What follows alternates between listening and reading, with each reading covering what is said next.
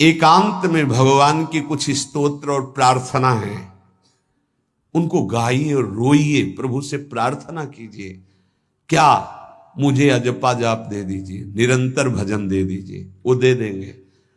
हमने संतों से सुना है कि भगवान भजन मांगने की बात को बड़ी जल्दी पूरी करते हैं कि मुझे अखंड भजन दे दीजिए, हृदय से जब चाहोगे तब। वो अंतर्यामी है, वो आपके अंदर बैठे देख रहे हैं। भगवान मुझे भजन दे दिए, आपके चल रहा विविध भोगों की, तो पहले उन भोगों को नष्ट करेंगे या पूर्ण कराएंगे, तब आखिरी बातें आएगी। जब विभीषण जी श्री भगवान के सन्मुख गए तो भगवान ने सबसे पहली बात पूर्ण की, जो लंका में चलते समय भाव आया था कि भगवान के चरणों का आश्रय लेकर उनके बाहुबल से इस रावण का विनाश करके जिस सिंहासन पर बैठकर इसने लात मारी, यहीं बैठूंगा आके। पहला काम किया, समुद्र का जल मंगाकर लंकाधिपति पद पर अभिषिक्त कर दिया। और लंकेश कह के उन्होंने कहा कि प्रभु उर्कछु प्रथम वासना रही, प्रभुपद प्रीति सरित सो वही। प्रभु आपके चरणों के दर्शन से कोई कामना नहीं। तो भगवान कहते नहीं, पहले कामना की थी उसकी पूर्ति ले। हम भगवान से भजन मांगेंगे, साथ में नाना प्रकार की वासनाएं हैं, तो इसीलिए जब बहुकाल करी सत्संगा, सत्संग सुनते सुनते ये दिमाग में बैठ जाता है कि भोग वासनाएं कामनाएं ये हमें फंसाने वाली हैं, हमें नहीं चाहिए। जब आपके अंदर से उदासीनता आएगी तब भजन की मांग पूरी हो जाएगी। कभी कभी भगवान का गुणानुवाद करके एकांत में रोया करे साधक। कभी रोना आता है अपने इंद्रिय और मन के विलास की पूर्ति ना होने पर। इतने मोटे मोटे आंसू गिरते, तब लगता है कितने कीमती आंसू कितने घटिया जगह में गिरा रहे हो। अरे इन्हीं से प्रभु को खरीद लेते हैं। अगर उनके लिए रो देते तो इतने करुणामय हैं वो कि आपको आभास होने लगता। भले हम अंतःकरण उस कोटि की व्याकुलता नहीं कि मेरे प्रभु हम पर कितनी कृपा कर रहे हो, अगर हृदय से उनको पुकारे तो निश्चित वो अनुभव में आ जाते हैं। छोटी छोटी बातों में लोग रो देते हैं, ऐसे रो देते हैं, मोटे मोटे आंसू चल रहे बात में ऐसे। और प्रभु की चर्चा हो जाए घंटों, कोई फर्क नहीं पड़ेगा। ये तो आश्चर्य लगता है। और भक्तों को चाहे जितना भीषण कष्ट हो, कभी आंसू नहीं निकल सकते। जब आंसू निकलेंगे तो भगवत भाव में निकलेंगे। कह रहे नारायण स्वामी कि अजपा जाप के लिए भगवान से प्रार्थना करो। कभी कभी एकांत में उनके स्तोत्र हैं, गुण हैं, उनको गा गा कर रो, उनसे प्रार्थना करो, हे दीन बंधु मुझे अपना अखंड भजन दे दो। जो चाहिए सब प्राप्त हो जाएगा। भजन से क्या नहीं प्राप्त हो सकता।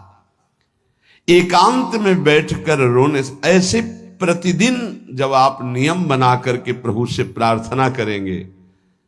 मीराबाई जी ऐसा ही करती थी, रात्रि में गिरधर से बात करती थी, प्रार्थना करती थी। नारायण स्वामी जी कह रहे हैं उपासक ये बिल्कुल ध्यान रखे, यदि नाम सिद्ध करना है तो झूठ बोलना शपथ पूर्वक त्याग दे। झूठ नहीं बोलूंगा। सत्य बोलना इस अजपा जाप के लिए निहायत जरूरी है, निहायत जरूरी है। प्रार्थना है, काहे को मलिन करे जिह्वा। जब हम भगवत मार्ग में चल रहे तो ये याद भूल जाती है हमें कि हमें सत्य ही भाषण करना है, असत्य नहीं बोलना। ये हमें भूल जाते हैं। क्यों भूल जाते हैं? क्योंकि माया का ऐसा प्रभाव। अगर हम भजन के प्रेमी हैं, भजन बढ़ाना चाहते हैं, तो हम झूठ क्यों बोले? सारे जगत में जो भी तुम्हारे सामने आवे, दृष्टि से उसको जरूर देखकर एक बार प्रणाम करो। मेरे प्रभु इस जीव जंतु के रूप में, जड़ के रूप में, चैतन्य के रूप में। इससे तुम्हारे हृदय में पवित्रता बढ़ेगी, अजपा जाप चलने में सहायक होगा। सत्य बोलना, भगवान से एकांत में रोकर प्रार्थना करना, सबके प्रति भगवत भाव रखकर प्रणाम करना, जिससे तुम्हारा कहीं दोष दर्शन नहीं होगा।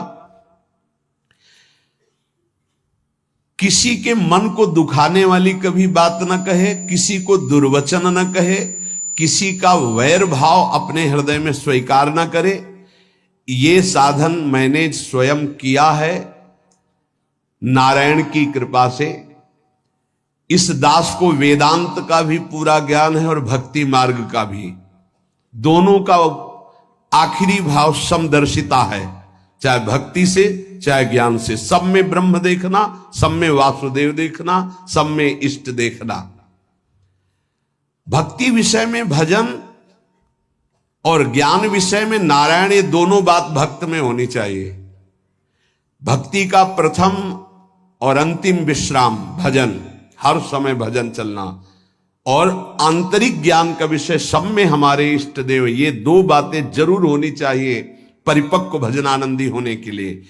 अगर भगवान की प्राप्ति करनी है तो ये दो बातें बड़ी जोर की है, भजन निरंतर और जिसके भी सानिध्य में आए उसमें भगवत भाव करना। मेरे नारायण ने मुझसे कहा, वो फरमाया कि उनके पीछे पीछे मैं चलता हूं जो मेरे ऐसे भजन करने वाले भक्त होते हैं।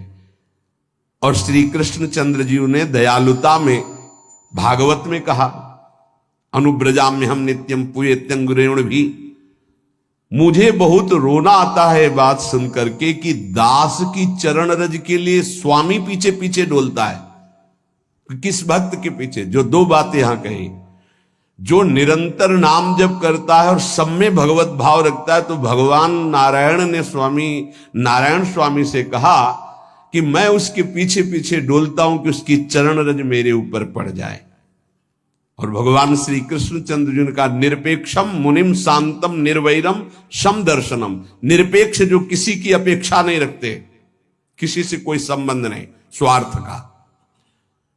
मुनिम जो निरंतर मंत्र का नाम का मनन करते रहते हैं। शांतम हर द्वंद्व की प्रहार स्थिति में वो शांत रहते, विचलित नहीं होते। निर्वैरम कोई उनसे वैर करे तो भी वो उससे वैर नहीं करते। और समदर्शी सब में अपने इष्ट को देखते। ऐसे संतों के पीछे में भगवान कहते उनकी चरण रज लेने के लिए हर समय पीछे पीछे रहता हूं।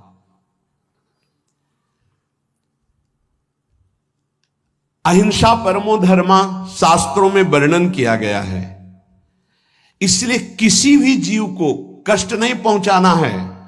गर्दन झुका करके रास्ते में चलना सीखो कि नीचे कोई जीव तो नहीं दब रहा हमारे पैर से। शरीर को सावधानी पूर्वक, किसी को दुख न पहुंच जाए मेरे शरीर से। वाणी को संभाल कर, किसी के हृदय में बाग बाण ना लग जाए, वाणी का बाण ना लग जाए।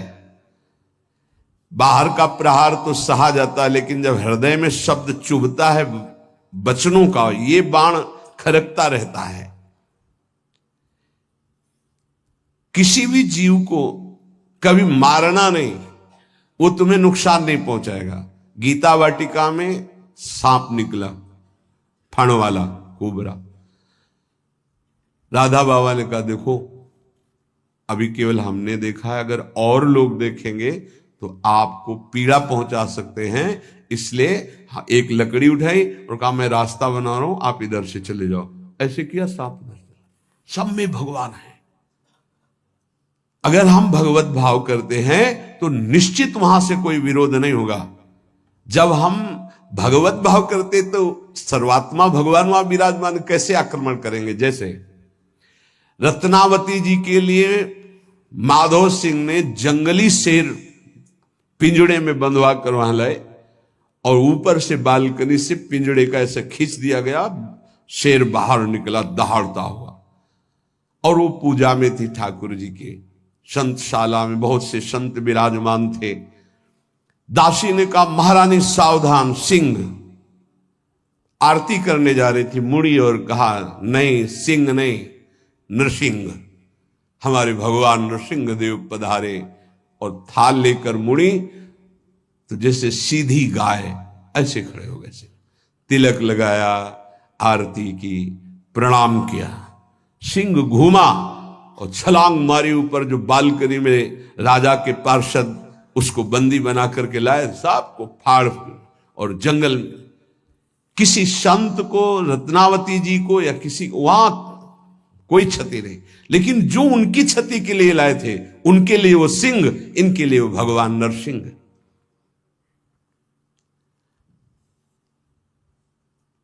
यथा योग्य दूसरे की सहायता करना, ये अपने भजन को बढ़ाने के लिए अत्यंत आवश्यक है। नारायण स्वामी जी कहते हैं, साधु क्या सहायता करेगा? मान लो जो अकिंचन है वो क्या सहायता करेगा? तो विद्या दान सबसे बड़ा दान है। तुमने जो शास्त्रों में स्वाध्याय किया है, जो अनुभव किया है, वो दूसरों को दो। जो अधिकारी है, जो दैन्य है, जो सुनना चाहता है, उसे जरूर सुनाना चाहिए। जो विद्या का दान करता है,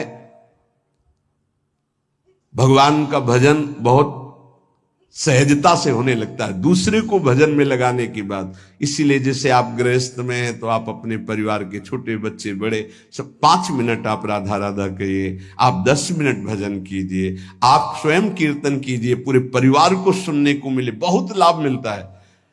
सब अगर नगर कीर्तन करें तो लाखों लोगों के पाप नष्ट हो जाए, आपको बहुत जल्दी भगवत प्राप्ति हो जाए। ये साधन होते थे। अब क्या हो गया कि इतनी भजन के प्रति लघु बुद्धि हो गई कि शर्म लगेगी कि हम पूरे गांव में कैसे कीर्तन करें। जो शर्म लगने वाली बातें, उनमें शर्म नहीं, नाम जप में शर्म लगेगी कि हम 10 लोग मिलकर नगर कीर्तन करें। पहले ऐसा था, प्रातः 4 बजे गांव के 10-20 लोग बड़े बूढ़े मंजीरा लेकर, ढोलक लेकर के आसपास गांव में फेरी देते थे, जिसे प्रभात फेरी कहते थे, और वो नाम कीर्तन करते हुए कितनी सुंदर प्रथाएं थी। शाम के समय रामायण या भागवत की कथाएं, कोई जो पढ़ा लिखा है वो सुना रहा है, 10-20-50 ऐसे आसपास के घरों के लोग बैठकर भगवान की चर्चा सुन रहे हैं। ये जरूर करना चाहिए, जो भजन के लिए बहुत उत्साह बढ़ता है। ध्यान करते समय, भजन करते समय मन तुम्हें घुमा घुमा कर माया में फंसाएगा। नारायण स्वामी का अनुभव, तुम्हें उसको घुमा घुमा के भजन में लाना है, ये युद्ध करना है। मन ने जो मांगा वही हम देने के लिए तैयार हो जाते हैं। ध्रुवदास जी कहते हैं, मन अब तक तूने जो कहा मैंने किया, मैं जो कहता हूं तुम्हें करना पड़ेगा। थोड़ा तो हिम्मत लाओ मन से लड़ने के लिए, और किसी से लड़ने की जरूरत नहीं। मन को जीत गए तो सच्चे गुरु बन जाओगे। मन को जिसने चेला बना लिया वही सच्चा गुरु नहीं। मन के सब चेला हैं, कोई बिरला ऐसा है जो मन को अपने शिष्य बना ले। बहुत ध्यान दीजिए, लाखों बार प्रश्न आते हैं ये। मन जब तुम भजन में बैठोगे तो घुमा घुमा कर माया में मारेगा, आपको वहीं गिराएगा। तुमको ये करना है कि उसे घुमा घुमा कर नाम में लाना है। चल राधा राधा राधा, तेरी एक बात नहीं सुनेंगे। इस साधन के करने से मन की शक्ति जो विषय भोगों में फंसाने वाली है वो कम हो जाती है। ध्यान दीजिए, बड़े अनुभवी महात्मा है नारायण स्वामी। बार बार जब आप अपने मन को संसार की तरफ जाते हुए से घसीट कर नाम में लाएंगे तो कमजोर पड़ जाएगा और वो तुम्हारे अधीन होने लगेगा। मन जिसने अधीन कर लिया वो साक्षात भगवत स्वरूप हो जाता है। मन मारिया तन बस में की ना, हुआ भरम सब दूर, बाहर से कछ दिखत नाही, अंदर चमके नूर। आपो त्याग जगत में बैठे नहीं किसी से काम, उनमें तू कछुअंतर नाही, संत कहो चाहे राम। वो भगवान का स्वरूप हो जाते हैं। मन की प्रत्येक स्फुरणा पर ध्यान रहे, वो तुम्हें संसार की तरफ घुमा घुमा कर मारेगा, तुम्हें घुमा के नाम में लाना है। ये साधन तुम्हें अजपा जाप में स्थित करेगा। मन रूपी दर्पण को साफ करना है। जो जो वासना आवे उस वासना को नहीं भोगना है, इससे मन रूपी दर्पण साफ हो जाएगा। जैसे जैसे तुम वासनाओं को भोगते हो वैसे वैसे मन के ऊपर परत चढ़ती चली जाती है मल की, और जैसे जैसे तुम वासनाओं को नहीं भोगते हो तो मन निर्वासनिक होता जाता है। भोगने से सुख नहीं मिलेगा, ना भोगने से सुख मिलेगा। भोगने से शांति नहीं मिलेगी, ना भोगने से शांति मिलेगी। त्यागात् शांतिरंतरम, अब बहुत बुरा बैठ गया है ये हमारे हृदय में कि हमारे मन में जो आए वो भोग मिल जाए, हम सुखी, बड़ी कृपा। बोले जब से भजन शुरू किया बड़ा चमत्कार, जो चाहते हो जाता है। दुर्भाग्य, ये कोई सौभाग्य है? जो मन चाहे वो पूर्ण हो जाए, सौभाग्य नहीं है। फिर वो तुमको अधीन करके जो तुम नहीं चाहोगे वो भी करवा लेगा। सौभाग्य है कि मन जो चाहता है वो हम नहीं करते। जो शास्त्र में लिखा है, गुरु आज्ञा, वही मन की बात मानते हैं।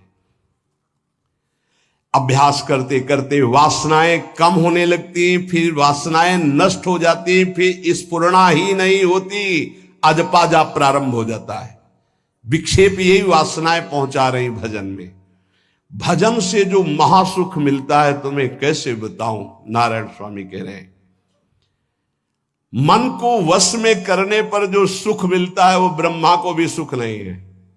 अब आप सोच लीजिए, मन के अधीन होने पर दुर्गति तो सब देख रहे हैं, लेकिन मन को वश में करने पर जो सुख है वो परमेष्ठी पद ब्रह्मा में भी नहीं है। इसीलिए भक्त कहता है, न पारमेष्ठ्यम न महेंद्र धिष्णम, नहीं चाहिए देवराज इंद्र का पद या ब्रह्मा का पद। ऐसा सुख स्वयं मिल गया क्योंकि मन अधीन हो गया। इसलिए इस दास ने स्वामी नारायण की कृपा से इस मन को अधीन किया। नेत्रों से जलधारा बहने लगी और हर समय नारायण की छवि नेत्रों में बस गई और जिह्वा ने प्रबल रूप धारण कर लिया, नारायण नारायण नारायण नारायण। अभी जिह्वा प्रबल रूप, समोसा, चटनी, ये वो कैसे नाम मीठा लगे। राधा नाम सुधा रसम, पानी आया मुंह में? नहीं। राधा नाम सुधा रसम, पानी आया मुंह में? नहीं आया। वो अभी गरम गरम समोसा, चटनी, ये या अमुक चीज या अमुक, मुंह में पानी आ जाएगा, क्योंकि हमारी जिह्वा का स्वाद बिगड़ गया। बोले हमारी जिह्वा प्रबल हो गई, किस बात में? रुकी नहीं रही। राधा राधा राधा राधा, जैसे राधा बाबा की। नारायण स्वामी जी कह रहे नारायण नारायण नारायण। हमने इसको कैसे वश में किया? बाजार में जाता, मिठाई की दुकान के सामने खड़े होता और जो सब चीज दिखाता और फिर कहता नारायण नारायण नारायण, कुछ नहीं मिलेगा। चलो फल की दुकान में जाता, जगह जगह इसको हर चीज दिखाया, कुछ नहीं दिया। ये हमको जलाया, वो हम नारायण नारायण के द्वारा इसको शांत किया। माया ने हर चीज मंगवाकर हमारे सामने रखी पर नहीं खाया। ध्यान दीजिए, महापुरुष अपने इसको लिखने के पहले उन्होंने लिखा है कि मैं कोई लेखक नहीं हूं, मैं उन साधकों के लिए जो भगवत साक्षात्कार करना चाहते हैं उनके लिए रात्रि में अपने प्रिय नारायण का भजन रोक करके कुछ बातें लिख रहा हूं। अगर इनको स्वीकार करोगे तो आपका भी अजपा जाप चलने लगेगा, आप भी भगवत साक्षात्कार कर लेंगे। जब हमने देखा कि बहुत सुंदर सुंदर भोजन बन करके हमारे सामने माया भेजने लगी, नारायण भेजने लगे, ऐसा नहीं कह रहे। देख लो साधक की चतुरता देखो। माया हमारे सामने अच्छा अच्छा भोजन पकवान, पर मैं कभी उन अच्छे भोजन को नहीं पाता, मामूली साधारण उससे निकाल करके भोजन पाता। जितने सिद्ध हुए हैं उनकी रहनी यही है। मिठाई, चरफरा, स्वादिष्ट जवान पर ना रखने का नियम ले लिया, ये बड़ी बात है। अभी कुछ समय पहले एक महापुरुष पधारे, उन्होंने पहले आजीवन मिठाई छोड़ दी, कोई मीठा, फिर नमक छोड़ दिया, फिर भगवदाकार वृत्ति में शरीर भी छोड़ दिया। क्या महापुरुषों ने पाया है कि हम प्राण और शरीरों को इस सब कुछ समझते। पहले ही बता दिया था 3 दिन पहले कि अमुक समय में शरीर छूटेगा, और हंसते खेलते सबके सामने शरीर समाधिस्थ होकर छोड़ दिया। मिठाई, स्वादिष्ट चरफरा चाहते अजपा जाप, लेकिन गुलाब जामुन पा करके, बढ़िया बढ़िया पदार्थ पा करके, भाई इनका प्रभाव है, ये भजन में नहीं लगने देंगे, देख लेना, भजन में नहीं लगने देंगे। और अभी 10 दिन केवल हमें समय दो आप, फिर हम आपको देखेंगे कि आप कितना भरपेट भोजन पाते हैं। किसी भी मिठाई में चीनी नहीं पड़ेगी और किसी भी दाल या कढ़ी में नमक नहीं पड़ेगा, मिलेगा सब कुछ। खीर भी मिलेगी, गुलाब जामुन भी मिलेगा, पर चीनी नहीं होगी। दाल भी होगी, सब्जी होगी, कढ़ी होगी, पर नमक नहीं होगा, चलेगा। 10 दिन बाद आप देखो अगर पेट न पचकने लगे तो स्वाद ही नहीं मिलेगा। ये क्या हो रहा है? ये जवान को संभालना है अजपा जाप के लिए। वो गोस्वामी तुलसीदास जी ने भी कहा है, अगर लोन बिना सब्जी और ऐसे सीठा भोजन तो बहुत जल्दी नाम सिद्ध हो जाए। तो हम कह रहे चलो ऐसा नहीं सही तो पर सात्विक और थोड़ा पाना सीखो। देखो माया की व्यवस्था में कमी नहीं रहेगी, व्यवस्था तो बहुत जोर की होती रहेगी, आप चिंता ना करें। खाते खाते मर जाएंगे, भोजन कम नहीं होगा, ये सृष्टि का क्रम है। आप अपने अगर जिह्वा को आपने विविध प्रकार का स्वाद दिया तो इस दास ने जो अनुभव किया कि नाम जप नहीं चल पाएगा निरंतर। नारायण स्वामी कह रहे हैं देख लो, नाम चलाना है या रसेंद्री, थोड़ा नमक कम हो, नमक डलवा। अरे यार कभी कभी तो साधु को ऐसा सौभाग्य मिलता है कि नमक ना हो, कभी ऐसा बिगड़ा एक चुपचाप दबा की प्रसन्नता से मन की इंद्री को नहीं शांत, कैसा भोजन, बहुत प्रसाद, बहुत सुंदर था। कभी ऐसा कभी नमक ना हो, कभी कम नहीं मांगना चाहिए, कम से कम थोड़ा तो कभी कभी अवसर मिले ऐसा। कभी खीर बनाओ चीनी ना डालो, देखो ना बिल कभी ऐसा। फिर देखो खीर कौन मांगता है, एक दोना के बाद मान लो उपदेश हो गया कि तो एक दोना के बाद खीर नहीं, वो अजपा जाप के लिए खीर मना है अजपा जाप के लिए। ये रसेंद्री का विलास बहुत विचित्र, बहुत विचित्र है। खाते खाते मीठा शुगर हो गया, खाते खाते परेशान, लेकिन फिर भी रसेंद्री नहीं मानती। जो निरंतर भजन करना चाहता है उसे 24 घंटे गुरुजनों के द्वारा बनाई हुई दिनचर्या में ही रहना चाहिए। एक दिनचर्या कोई पकड़ लीजिए, एक आज्ञा पालन कीजिए। अगर 100 आज्ञा ना पालन करने की सामर्थ्य आ जाए तो बताना, एक कोई आज्ञा पालन कर लीजिए, वो 100 आज्ञा पालन, और एक आज्ञा उल्लंघन कर दीजिए, 100 आज्ञाओं से आपको नीचे गिरा देंगे।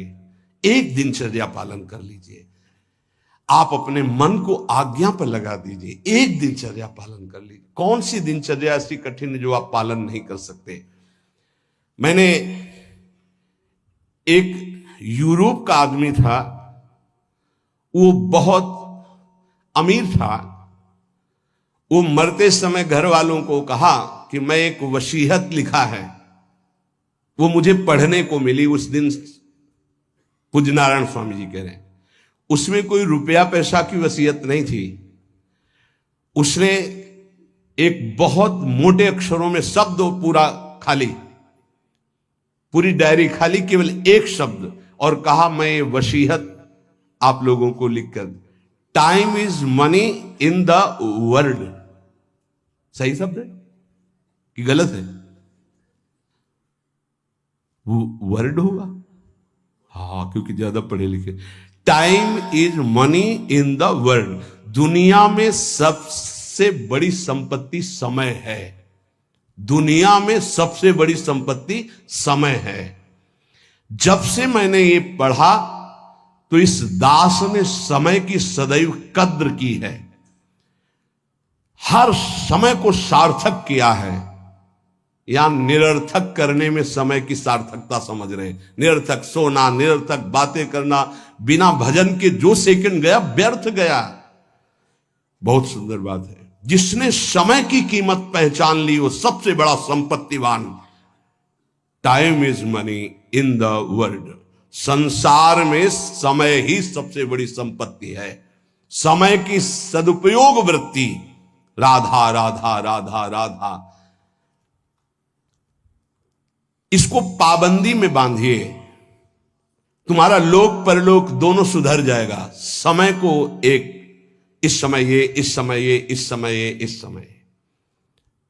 परसों जब इसी का सत्संग हुआ था तो ये हुआ था कि यदि आपने किसी को 5 बजे का समय दिया तो 5 मिनट पहले पहुंच जाइए। यह साधक का लक्षण होता है। अगर 3:30 बजे से वाणी पाठ होता है तो आपको यहां 3, सवा 3 बजे ही उपस्थित हो जाना चाहिए। आप सर्वांतर्यामी भगवान के द्वारा दिया हुआ दिव्य मानव देह और दिव्य सत्संग और इसको दिव्य बनाने का अवसर खो मत। नहीं, ये सोने के लिए नहीं, ये व्यर्थ के लिए नहीं, ये मुंह दिखी करने के लिए नहीं है, ये अंता से पालन करने के लिए है। जब से मैंने ये शब्द पढ़ा था, time is money in the world, तो अपने जीवन में कभी 1 मिनट भी व्यर्थ नहीं खोने दिया, 1 मिनट भी। देखो, यही लगन नींद पर विजय प्राप्त करवाती है। यही लगन कि मुझे समय बर्बाद नहीं करना, जितना अधिक से अधिक भजन। पता नहीं आज शाम हो कि ना हो, हम क्यों अपने इस दिव्य समय को नष्ट करें। पर लोग समय कटता नहीं है, इसलिए टेलीविजन और कई कई प्रकार की बहिर्मुख वृत्तियों को स्वीकार करते हैं कि समय काटना है। बोले समय नहीं कटता।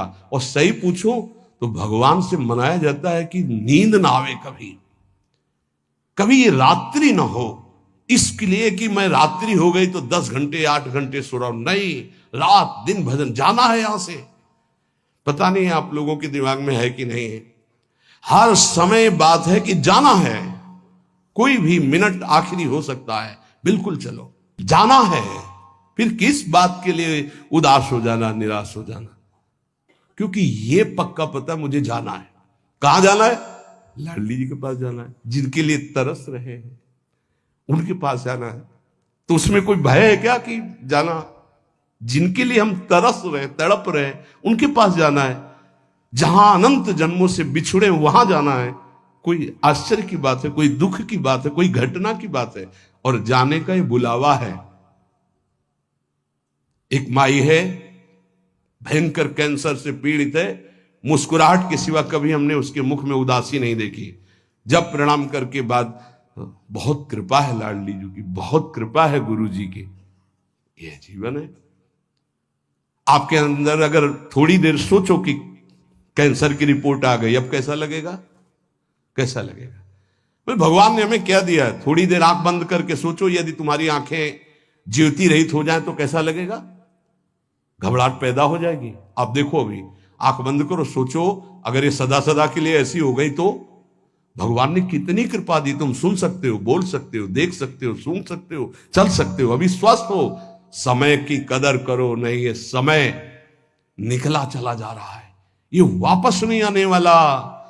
और स्थिति ऐसी बना लो कि हर स्थिति में तुम्हारा मंजीरा बजने से रुके ना। पक्का जब भीषण कष्ट की स्थिति थी तब भी कहते थे व्हील चेयर में बैठा लो, हमारा नियम है इस समय बाहर निकलकर 4 चक्कर लगाना, आप लगाओ चक्कर। नहीं, ऐसे नहीं बैठा लिए, हमारा नियम, और जो नियम है उठाओ, हमको टांग के ले चलो, हमारा शरीर का संस्कार करो, वैसा चलो, टाइम बाय टाइम। ये क्यों हुआ? बचपन से इसका अभ्यास और भगवदाश्रय। इसीलिए सबसे प्रार्थना करते हैं, ये किसी एक के लिए नहीं है। व्याधि मंदिरम शरीरम व्याधि मंदिरम, कौन सा देवता प्रकट हो जाए?